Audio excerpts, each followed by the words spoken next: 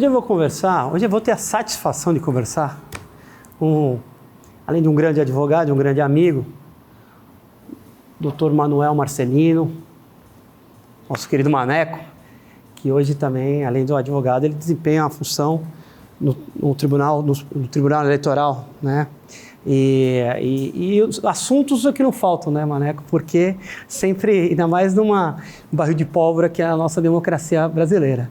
Então, eu gostaria de, primeiramente, sempre um prazer tê-lo aqui. Muito obrigado. Eu estou aqui falando com o Sérgio Guimarães, amigo de longa data, amigo de seu pai de muitos e muitos anos, na advocacia como amigo e em campanhas políticas pela OAB. Estamos nisso, eu acompanho o seu pai desde 1973, 74, em campanha política. E continuou essa amizade ao longo dos anos, vocês todos, a família toda. E eu quero dizer inicialmente que é uma satisfação muito grande eu voltar a esta casa, que sempre me recebeu muito bem, principalmente com a gestão do Rodrigo, aqui do nosso amigo Rodrigo Julião. Então, que sempre me recebeu bem, sempre me prestigiou, e toda a sua diretoria, toda a sua equipe. Todas as gestões, elas sabem a sua importância na advocacia, a sua luta. Isso é uma questão que tem que ser bem frisada. Porque as pessoas, engraçado, muita gente passa, muita gente boa está indo embora, né? E a gente tem que sempre estar enaltecendo as pessoas que brigaram pela nossa classe, né? E você é uma dessas pessoas, hoje está desempenhando uma função importante no Tribunal Eleitoral.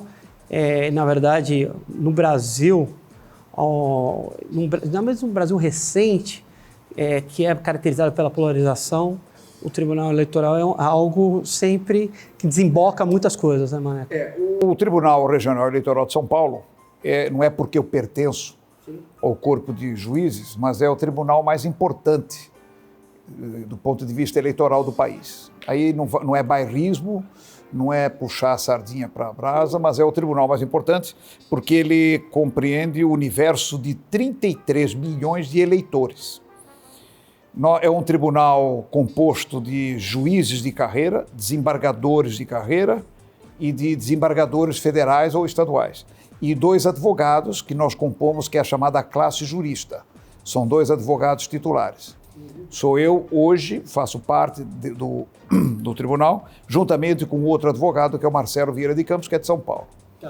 Então, do resto, são juízes de carreira indicados pelo Tribunal de Justiça de São Paulo, pelo Tribunal Regional Federal também de São Paulo. Eu estou no 2º e último mandato. A classe jurista, ela são 2 vagas que são reservadas para os advogados e o nosso cargo, a nossa nomeação é através da Presidência da República e nós só temos direito à renovação, como qualquer outro membro do tribunal, em 2 mandatos. Há um projeto, mas ainda não passou, há uma ideia de renovar, de modificar esse critério, que seriam 4 anos, seguido um mandato de 4 anos. Mas não vingou por enquanto, então continua 2. Tanto o Ministério Público Eleitoral, que é o Ministério Público Federal, que é o Procurador-Geral da República, como também os juízes de carreira e os desembargadores de carreira. Também não podem ficar mais que 2 mandatos, por exemplo, como titular. Você pode ficar 2 mandatos de suplente ou substituto e 2 mandatos de titular. Em Santos, o juiz titular aqui que nós tivemos foi Francisco Prado Oliveira Ribeiro, falecido recentemente, se eu não me engano, há 1 ano, mais ou menos, mais conhecido por nós pelo Chico Prado, grande advogado, grande figura humana, e ele que foi o último que eu saiba, e depois fui eu. Depois de 20, 30 anos, o Tribunal em São Paulo teve um advogado de Santos, que fui eu. Teve um hiato muito grande. Nós temos encaminhado muitos desembargadores para o Tribunal de Justiça, tanto federal como estadual. Mas o Tribunal Eleitoral, que eu tenha ciência, fui... Foi de você, é verdade. E a experiência? A experiência é fantástica, é uma experiência que, vamos dizer assim, me fez ficar atualizado, conhecer um novo campo do direito, um direito que é muito interessante, porque você que advoga, seu pai, você faz parte de uma grande banca de advocacia, o direito eleitoral, o processo eleitoral é interessante, Sérgio, ele tem começo, meio e fim. É um processo rápido. O processo na justiça comum, ele tem começo, meio e não tem fim. Não, para quem advoga você sabe disso. Ele não termina. 40 anos, 30 anos, 25. Não há na justiça eleitoral processo que tenha passado, superado 6, 7 anos, não passa. Não tem condições. Então ele tem os prazos muito exíguos que obrigam a ter o seu processamento de uma forma muito célere, muito rápida. Entendeu? Então, você entra com o recurso, ele já vai ser pautado, ele vai para a procuradoria, se ele precisar ir para o setor técnico do tribunal, ele vai para o setor técnico, ele é pautado, tem a sustentação oral, sai a decisão, cabe recurso ao TSE, etc. Então, ele tem um processamento muito ágil, que isto é bom pro candidato, para aquele que faz parte, para o recorrente e recorrido, e para os advogados. Então, e é uma experiência muito boa, desculpe interromper você, mas é uma experiência muito interessante que me fez estudar novamente Código de Processo Civil. Você tem que estar atualizado, por incrível que pareça. Você aplica muito o Código de Processo Civil na justiça eleitoral, no processo eleitoral. Um campo do direito que é muito interessante, que é o direito eleitoral, muito Código Eleitoral, e até o direito penal, que eu nunca lidei na vida com o Código Penal, o Código de Processo Penal. Você tem que também estar, vamos dizer, familiarizado, tem que estar ciente de tudo que sai, tem que estar muito por dentro, para você poder, nos teus votos, aplicar aquilo que você conheceu e aprendeu. Importante, além dessa atualização toda, e também realmente a gente tem que exaltamos aí, porque é incrível, o Santos é um celeiro de muitos embargadores, muitos juristas, só tivemos 2 juízes eleitorais, e a experiência, eu tenho certeza que deve ser completamente diferente do que você atua na vida toda. Atualiza e, pelo que eu entendi, a aplicabilidade é célere. Muito. É muito interessante o processo eleitoral, muito. E outra coisa que eu faço questão de ressaltar é o nível do meu tribunal, do nível dos juízes, dos procuradores, é um nível altíssimo, e dos advogados que militam. Eu estou falando isso aqui na ordem dos advogados do Brasil. Os advogados que militam na Justiça Federal são muito preparados. É interessante, porque é um universo menor, que é o da Justiça Comum e da Justiça Trabalhista. Então, eles são muito preparados, eles têm cultura, as sustentações orais, algumas são enfadonhas, são chatas, mas outras são muito interessantes. Outra coisa, eles vão com o processo na cabeça, eles sabem detalhes do processo na sustentação oral, eles contam. Se você quiser fazer uma constatação se é verdade ou não, que ele falou, é só ir lá nos autos, está ali na frente no computador que você pode ver o recurso, você vê tudo, entendeu? Que agora com essa sessão remota você tem tudo ali. E você está trazendo algo interessante, principalmente para o jovem advogado. A gente aqui faz de maneira sistemática, traz a lembrança sistemática para o jovem advogado, para que ele não se afogue nas matérias tradicionais, e principalmente cidades menores, como a nossa, em Jundiaí, qualquer cidade menor, que é a capital São Paulo, que você tem um acúmulo de mesmos profissionais indo para uma mesma área. E hoje, há vários campos do direito ainda, principalmente a parte eletrônica, o direito digital, em empresas, fintechs e bancos digitais, e é mais um campo importantíssimo para o jovem se especializar. Eu vou dar um exemplo para você. Eu conheço a minha comarca, eu conheço o universo da advocacia santista. Eu conheço, eu sei quem são, quem não são, seja jovens ou médios, principalmente os mais velhos. Eu conheço. Eu só vi no tribunal da nossa cidade uns 5 advogados que militam na advocacia eleitoral, fazem justiça eleitoral e são de Santos. Do resto é tudo São Paulo, interior. Tem um advogado de Praia Grande, tem 2 de Santos, tem acho que um de Guarujá, um de São Vicente, eu não conheço mais ninguém. Eu não conheço, eu não vejo, só é interessante. Quantos advogados estão inscritos aqui na subseção? 7 mil, 8 mil? Eu não tenho a menor ideia. 5 mil advogados. Com 5 mil você vê, tem o universo desses 5 mil, temos 4, 5 advogados militando, tá certo? São chamados advogados eleitoralistas. Sim. Então é muito interessante. E você há pouco falou, eu te interrompi, desculpa. O nosso tribunal é o tribunal mais democrático que existe. É o tribunal da democracia, é o tribunal do voto, tá certo? É o tribunal que ali nós aceitamos tudo.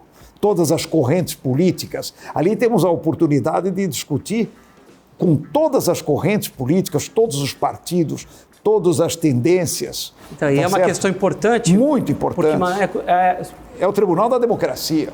Democracia, você me trouxe uma questão prática, aplicabilidade na prática, Só que o tribunal está lidando hoje em dia, aliás, o país, com ideologia, com a questão,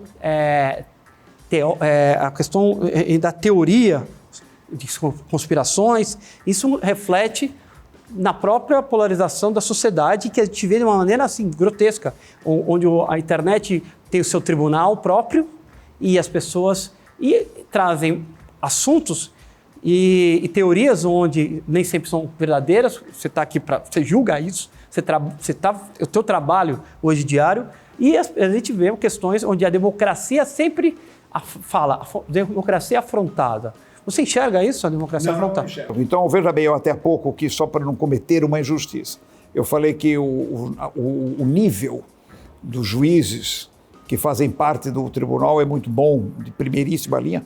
Eu não posso também esquecer que seria uma injustiça. O quadro de servidores da Justiça Eleitoral são de primeiríssima linha, preparados, sérios, são assim altamente capacitados, porque como eu sempre tive a Justiça Comum, lidando na Justiça Comum, você sente a diferença. Não estou, pelo amor de Deus, subestimando o serventuário da Justiça Comum, da Federal, mas eu vejo ali o preparo é muito grande, os assessores. Eu tenho um gabinete com 4 assessores de altíssimo gabarito, muito categorizados, entendeu? Isso é muito importante. Você me falou da democracia, Sérgio, eu sou mais velho que você. Eu canso de ler, seja nos jornais, nas mídias, nas redes sociais, na televisão, onde for, que a democracia está ameaçada. Eu falo isso que eu trabalho dentro de um tribunal democrático. A democracia está ameaçada, não está nada ameaçada a democracia. As instituições estão funcionando normalmente, tá certo? Você não tem notícia que um jornal foi fechado, você não tem notícia. Me diga quantos jornalistas estão presos hoje. Me diga, eu quero saber o jornalista que ele publicou matéria e está preso. Quais foram os órgãos de imprensa, seja ela escrita, falada ou televisiva, o que foi, que estão fechadas, tiveram as portas fechadas? Nenhuma. E se aconteceu, se socorreram ao judiciário, o judiciário liberou. Então, essa história de dizer que a democracia está ameaçada, que há um impulsionamento de uma ala do governo, que há um impulsionamento daqueles que são adeptos a um determinado governo, isso não está ameaçando absolutamente nada. Os mais velhos sabem o que era ameaçar a democracia. Os mais velhos sabem o que era realmente uma repressão, uma ditadura. E eu me encaixo neles, me enquadro neles, porque pela minha idade, pelo que eu vivenciei na faculdade e antes da faculdade, que eu fiz clássico, em que eu ia comprar um jornal na banca, chamado Pasquim, e o Pasquim tinha sido recolhido pelos militares. Eu fui comprar aquela edição portuguesa, que era a edição brasileira do jornal Le Monde, de Paris, que era o jornal Opinião. E eu fui comprar, o jornal foi recolhido. Eu fui ver peça de teatro, a peça de teatro foi suspensa e todo mundo foi embora para casa. Eu fui assistir um filme no Cinema 1, antigo Cinema 1 e na praia, chegou o exército e mandou cancelar a sessão de cinema. Isso sim, eu entro aqui no fórum a hora que eu quero, eu peticiono o que eu quero, eu vou aqui no jornal, eu escrevo e falo o que eu quero, eu estou dando uma entrevista, eu estou falando à vontade e sei que não tem ninguém me esperando. Sim. Isso é democracia. Então vai falar, não, a democracia está ameaçada porque alguém fala isso, que vai voltar o tanque, os militares. Não tem nada disso, é conversa fiada. As instituições estão funcionando bem, plenamente, e respeito à Constituição Federal. Isso é consoante a Constituição Federal. Maneco, a gente está vivendo um momento assim atípico. A última grande pandemia que nós tivemos foi a gripe espanhola, que até pela diversidade do mundo, na distância do mundo, chegou em alguns pontos e outros não, diferente do que agora. Embora a gripe espanhola tenha matado muito mais do que a própria Covid, ela não atingiu o mundo todo de uma maneira única.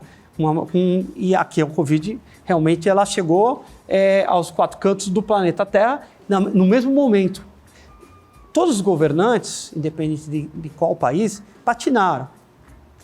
E tiveram situações extremas, e aqui eu não vou falar de governo A, B, C, porque não é a intenção, mas todos os governos patinaram com relação às medidas que tinham que tomar. Então, uns entendem de um jeito, agora, nunca foi afrontado o seu direito de ir e vir. E outra coisa, e também não foi cerceado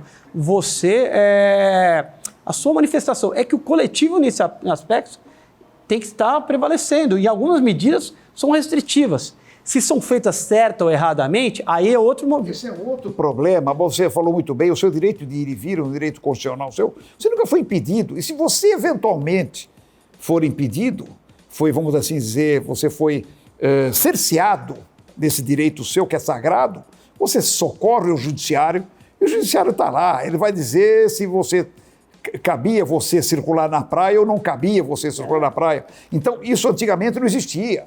Eu abro um jornal todo dia, que eu sou assinante, todo dia tem uma charge.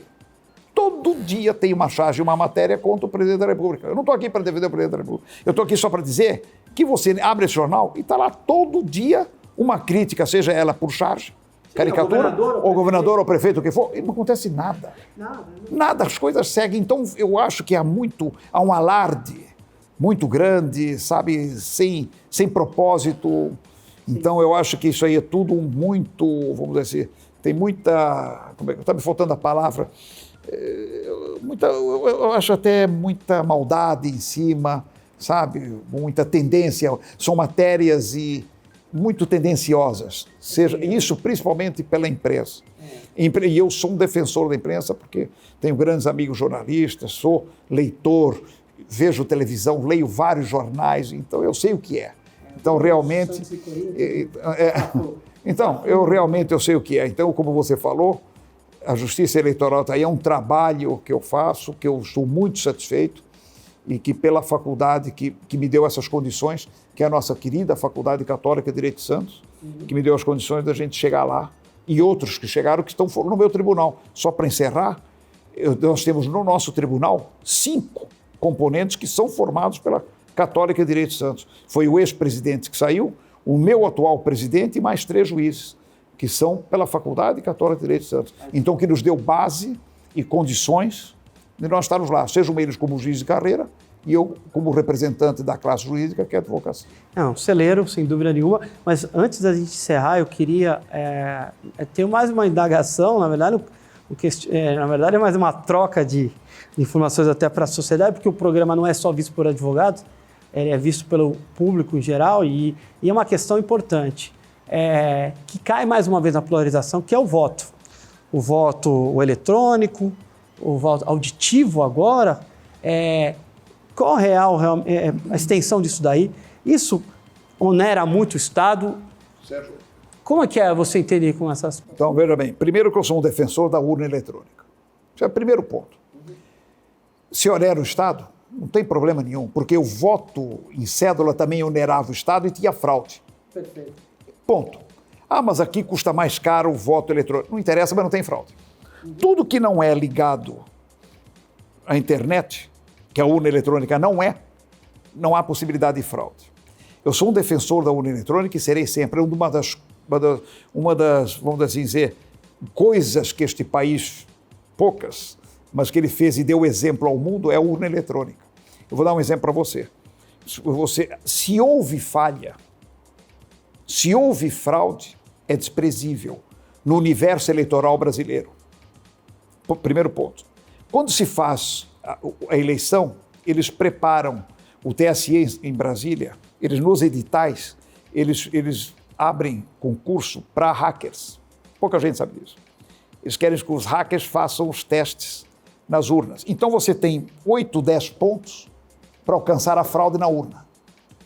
Eles chegaram até o 3, 4 pontos. No 5º ponto em diante não conseguiram chegar. Tem um concurso para hacker. Pouca gente sabe disso. Para a eleição, seja majoritária, que é chamada as grandes, senador, presidente da República, ou as eleições minoritárias, prefeito e câmaras municipais. Então tem esse concurso que ninguém sabe, eles não conseguiram, então não dá para ter fraude. Então existe sim uma corrente que já provou que tem fraude. Eu recebi uma tese, que eu sou professor da EGEP, da Escola Judiciária Eleitoral Paulista, em São Paulo, e eu recebi uma monografia de uma aluna dizendo que ali naquela região de Santana do Parnaíba, Osasco, e Sorocaba, ali teve fraude nas urnas e tal. Ninguém provou nada, ninguém impugnou. Tiveram grandes oportunidades de impugnarem perante o Tribunal Superior Eleitoral, ninguém impugnou nada. Perante a gente também ninguém impugnou. Então, é tudo onda, é tudo com questão... Eu achava aquele que perdeu a eleição, É o clamor do derrotado, do vencido. Que está prevendo uma derrota. É, que está uma derrota. Então não há fraude. Eu sou um defensor, essa urna funciona e é séria. Por sua vez, a cédula, que eu também já votei em cédula, basta dizer aí o que nós tivemos de fraude e tudo. E outros países que ainda adotam a cédula e tem, como os Estados Unidos, por exemplo. Sim, a confusão que deu. Na verdade, é uma questão que tem que ser ratificada, da importância da urna eletrônica. Eu acho um retrocesso. E é um fenômeno de... É um retrocesso. E na verdade, ela é alimentada com o objetivo da polarização, essa discussão que tem, e as pessoas se alimentam disso ultimamente e trazem essas questões e elas vivem discutindo, e viram religião. E vira uma religião para algumas pessoas, e esse é um dos componentes dos 10 mandamentos da religião, da polarização. O voto, isso daí.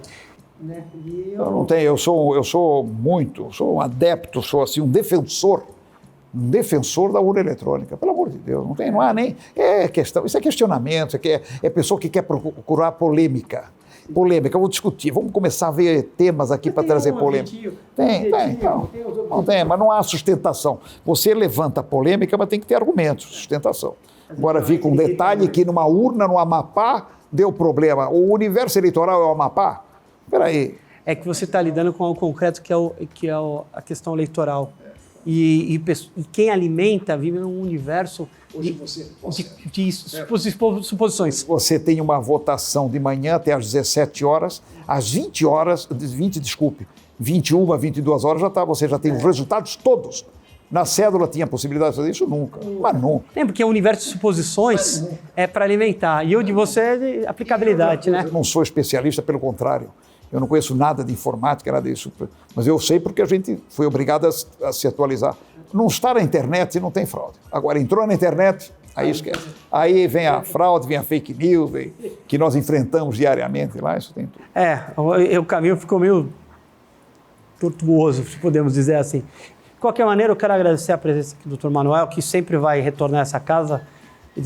O convite é vitalício e é remido aqui da Subseção de Santos.